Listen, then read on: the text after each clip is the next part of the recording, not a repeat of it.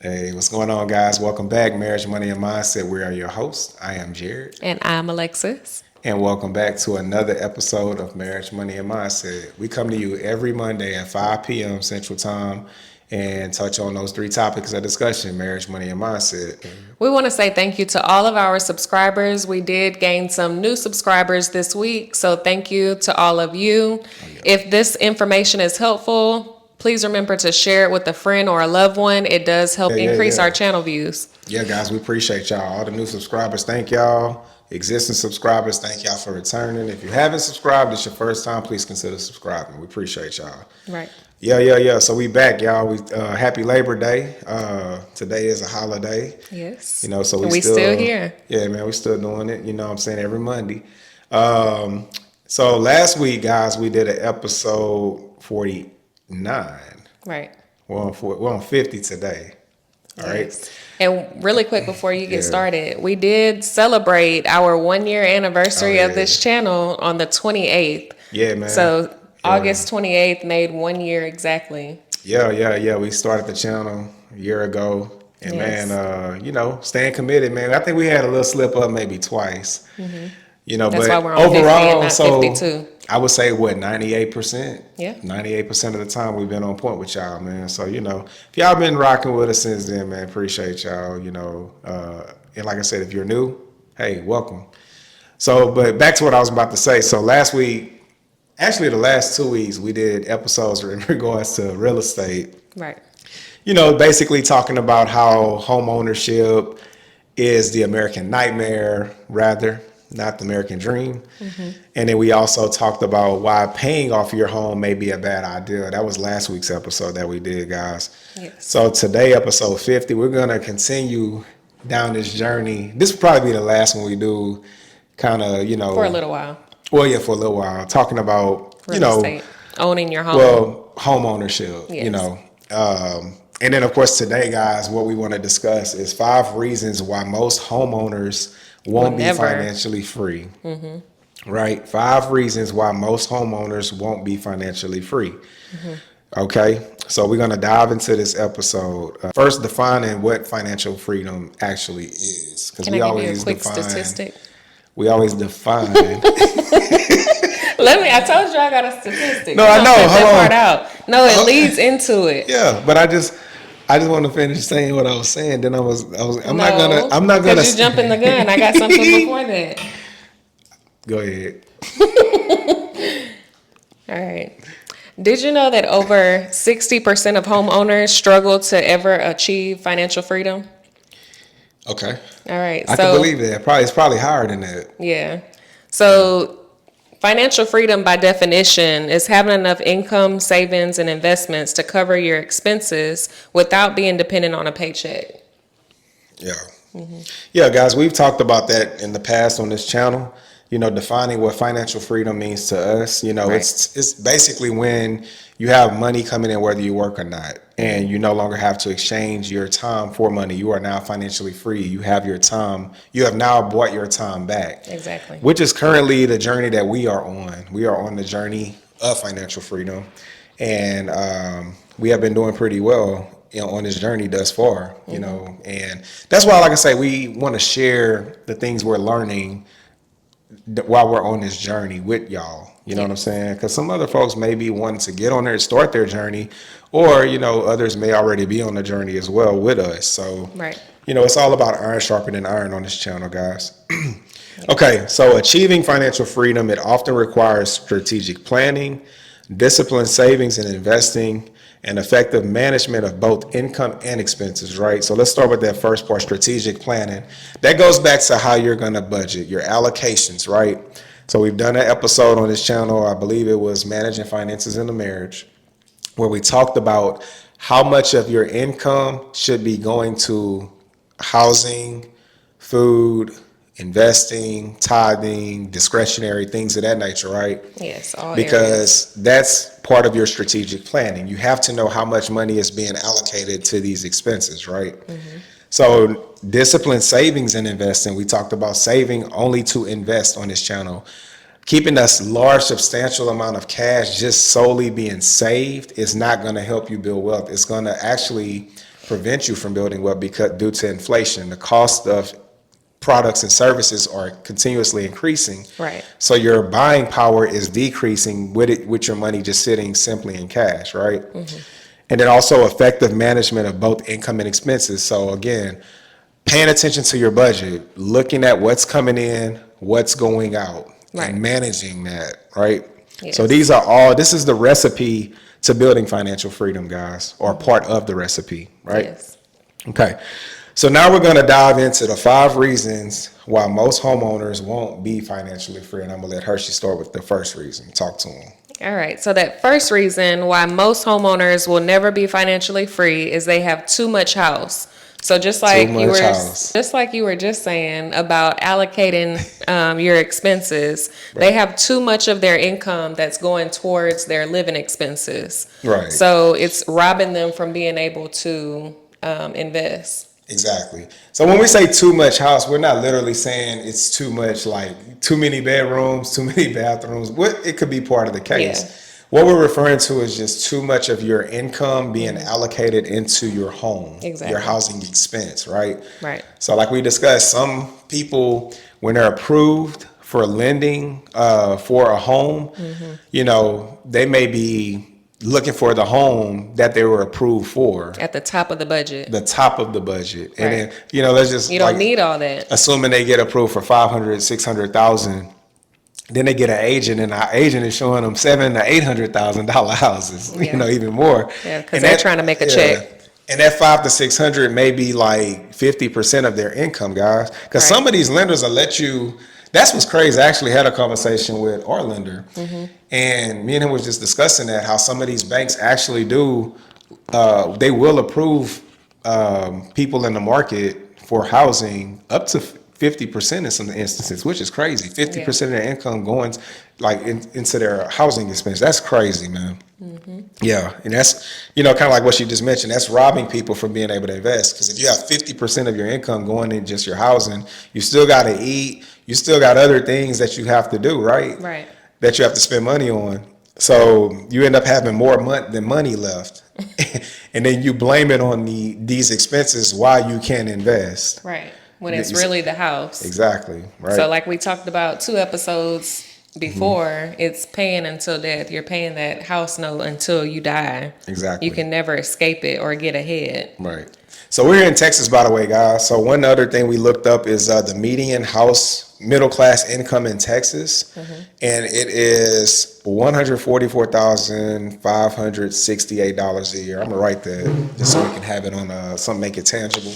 Okay. So $144,568, right? Yes. Man, this damn thing. Okay, there we go.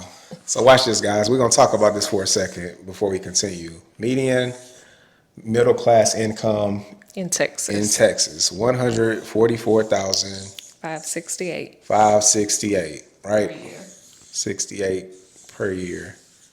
All right. All right, watch this, guys.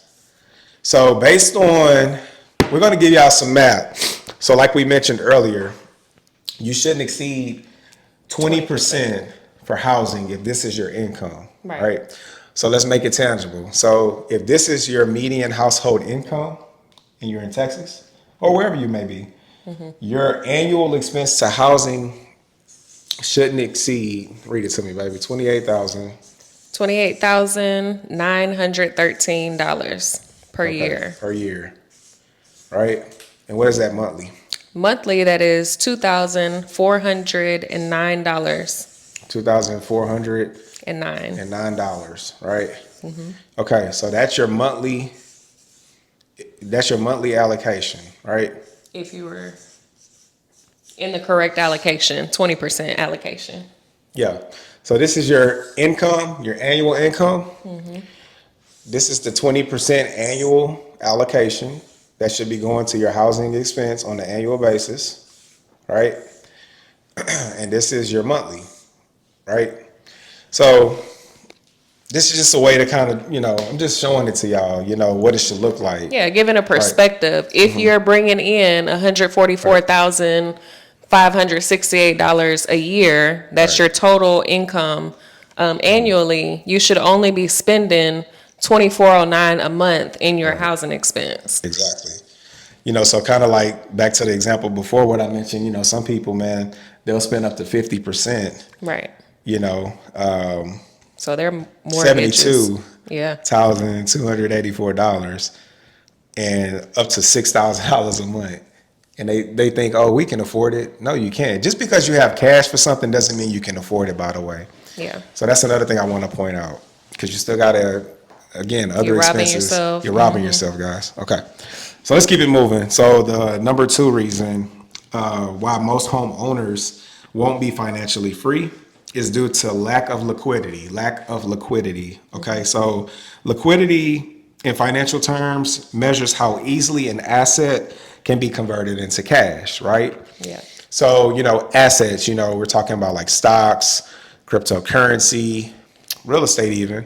It's a lot easier to convert a stock into cash, for sale. The transactional fees are usually a lot lower in comparison as well. That's something else I wanted to point out. Yeah. But yeah, guys, your home equity, right? So if you have equity in your homes, to access that equity is not easily accessible, right? Converting it into cash, it often requires, either selling the property or refinancing the loan on the home or refinancing the property, in both which can be timely or time consuming, right? And costly. Yeah. I also wanted to point out, this is another reason why I always tell people why your home value doesn't even matter. Because here's the thing, I have a lot of people that love to tell, or I've observed a lot of people who love to tell you what their home value is worth, or what it's going up to. My thing is this: does it even matter? Because here's the thing, if you're not gonna tap into your equity to invest or whatever the case may be, you're probably just going to leave it there and it's not going to benefit you. It's just going to sit in your home, not working for you, right? Unrealized. Yeah, I mean, it's just going to be sitting there. So that's another reason why, most wealthy individuals don't even qualify their home that they stay in, their primary residence, as part of their net worth, because it's irrelevant. It's in their home. They're not going to sell the house because they need the house. They want the house to live in. And they're not going to go back to the bank and refinance the loan, because the whole point of paying it off was to not have to pay interest, right? So the equity is just sitting there, just relaxing. You know what I'm saying? Yeah. So let's talk about the third reason, Hershey. That third one, the third reason why most homeowners will never be financially free is opportunity costs. So you just say your money is relaxing. So it's your money that's tied up in the home equity. It could potentially earn higher returns if it was invested in other areas, other asset classes, such as stocks, crypto, real estate investing, etc. Yeah, guys. I mean, we talked about it on the last or maybe the 2 episodes before. Yeah. On average, your home may appreciate between 3 to 5% on an annual basis. Yeah. So, I mean, you're getting a little bit of growth. However, in comparison to what that equity in your home could be earning if it wasn't tied up in your home, is disproportionate to that 3 to 5% annual compound interest rate. Right. See what I'm saying? So you're basically just retiring your dollars. Like, look, we're gonna pop it up right here, guys. So right here, if you take a minute and look at your screen, this is what your dollar's doing right now. You see that guy, your dollars, he just relaxing, he on the beach. Big chilling. Big chilling. You know what I'm saying? Getting them a nice little green tan. You know what I'm saying? That's what your dollars are doing. When you park it in your home, it's not working for you. It's relaxing while you're still working, by the way. Exactly. So that doesn't make any sense to me. You're retiring dollars, the dollars on vacation, while you're still getting up to provide for that, because the expenses are still going to continue in at home, right? You still have the taxes, the insurance, etc. So you're retiring equity that could be working for you, and you're still working. Yeah, I like to think of dollars as employees. Like if I'm working hard for my dollars need to be working even harder for me. Yeah. And here's another cool thing real quick about dollars. If you look at them as an employee, they're the best employees, by the way. The reason being is because they don't call in sick. They're never late. They don't complain. And, they tend to bring more. They tend to do the hiring they do the hiring for themselves too. They employ other dollars, Yeah. so they bring more employees with them, you know what I'm saying, that want to work for you if Right. you're in the right investments, right? That's a cool little analogy we came up with. Yeah. So yeah, man. Okay, so we're gonna keep it rolling. The fourth reason why most homeowners will never be, or not necessarily never, but won't Never. become potentially be financially free is because they're usually trying to keep up with what's in vogue, Keeping keeping up up with with the what's in vogue. Joneses. Yeah, keeping up with the Joneses. I'm pretty sure people have heard that saying before. And what we mean by that, guys, is, just the upgrades that come with home ownership. Your landscape, you want to upgrade your landscaping. Want to renovate the Yeah, home, the get home new improvements, furniture. furniture. These are habits that once you set them, they're very challenging to break, right? That's something that can be part of the reason why, again, most people won't become financially free is because let's just go ahead and just run this example. Once you pay off your home, what's the next thing you're looking to do in most cases? Oh, now I paid off the home. Now I can get this pool that we Yeah. always wanted. And then once we get the pool, we can say, oh, now we can get this, extended I want garage granite countertops. or granted, whatever the case may be. Like, it's just constant upgrades. Upgrades. Once one is paid off, now we're looking at the next thing. And then, like, another thing you mentioned before is these upgrades don't even really necessarily appreciate your home value substantially. Yeah, Like when not you by much. right, when you take in consideration what you're investing into the property, the return that you're generating off of these improvements, it's not a great investment, guys. Your home value is based on what the market says your house is worth, right? Right. So we've discussed that as well on this channel too. And Okay. that fifth and last one of reasons why most homeowners will never be financially free is the ongoing expenses. So even after you own that home free and clear, there's still ongoing expenses such as the taxes, insurance, utilities, maintenance, etc. Those things can add up. They always increase over time. That's true. Yeah, guys, home ownership isn't really home ownership. You've paid off your loan to the lender. You've retired your principal, which is your equity, and you're no longer paying interest. But you still have taxes, insurance, maintenance, et cetera, like she just mentioned, all the other things, and they on average go up over time. So if you don't have cash flow coming in, aka the financial freedom, then you're probably subject to having to continue to work to pay these expenses, right? Yeah. And then let's say, for instance, if you're retired, maybe you have sufficient income that can cater to these expenses. However, if your income is capped, it's not increasing. It's not going to keep up. It's not going to keep up. Well, your buying power is decreasing. And hopefully you're not in a situation where it exceeds your income. Right. Now you have to make some decisions. You know what I'm saying? But yeah, guys, look, financial freedom, right? This typically involves a combination of assets, investments, income sources, alongside effective debt management and planning. So that's how you build financial freedom, guys. You have to acquire real assets that generate a return, a high interest that can supplement your income later in life, right? Right. That could be in the form of stocks, a business. You can do it in the form of real estate too, like we do, where we use it as a vehicle, right? The real Not estate that we you're living in. Yeah, exactly. The real estate that we live in, we rent, but we own real estate that we rent out, right? And so that provides us, that's a real asset. Just look at how the cash is flowing. Is it coming in or going out, right?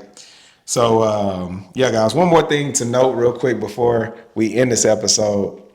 There is no one that has ever created financial freedom with simply being a homeowner. Right. So the way people try to sell you this idea that, the American dream, home ownership, financial freedom, stop buying that dream, guys. It's a financial or trap. stop buying that. Like, people are really being sold on that idea that a home that you live in is financial freedom. It's not. It doesn't take care of you post-retirement, right? Yes. Again, we're not hating on people that want to be a homeowner. To each his own. These are just things that we've been through ourselves that we love to explain to people, just to have transparency, let people know this is what's going on when you own a home, right? So that's pretty much my take on today's episode, guys. So anything else you want to add, Hershey? No. We sign off. No, that's all. Just Okay. do your research. Yeah. Keep your options open. If you are a homeowner, we're not telling you to. We're not discouraging that idea. Or if you want to be a homeowner, we're not discouraging that. Just be open minded and know what you're getting yourself into. Yeah, and exactly. can you afford to live in that home? Exactly. To purchase that home? I mean, and it's only getting tougher too when you think about it, man. The value of homes have increased so much. Like you take a house, look, like 2409 a month. I mean, something like this. I mean, I would have to do the math, but you're talking. You remember we said the median home price in Texas was what, almost 400,000. Yes. A $400,000 house today at today's interest rates. I mean, of course, depending on what you put down, it's gonna be hard to make this your monthly payment. Right. You see what I'm saying? Like it's almost impossible to make this your home payment. See what I'm saying? So, and not everybody is even bringing in this kind of income annually as a household. Yeah. So that's you see what I'm saying? You know, so that's just something else to take consider. But don't think you have to own a home to build wealth, guys. Don't be sold on that idea. You can build wealth. Go back and watch the last two episodes we did, episode 48. We talked about renting and investing in comparison to home ownership. That's what you should focus on. Focus on building wealth, like real wealth for your life. Buying assets that can actually take care of you later in life. Your home will not take care of you later in life. So post-retirement, it won't. Yes. Okay? So yeah, man. So that's all we have for y'all this evening. You know, hey, we appreciate y'all tuning in. Thank y'all. Y'all come back next week. We're gonna have another episode for y'all. Let us know in the comments what y'all some topics if y'all want to in regards to marriage, money, and mindset. If y'all have some ideas for us, man, put them in the comments down below. Let's see if we can get some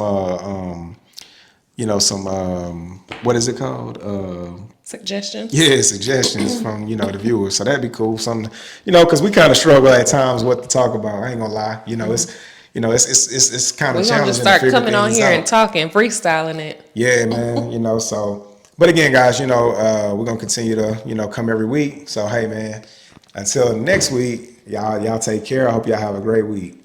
Peace.